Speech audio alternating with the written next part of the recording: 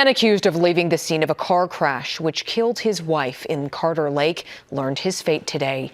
Pierre Brayman was sentenced to 23 years in prison after a jury convicted him of manslaughter and failure to stop and render aid.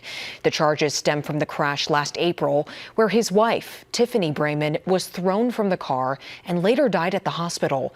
Pierre left the scene. It took about a month for authorities to track him down. They say speed and alcohol were factors in the crash.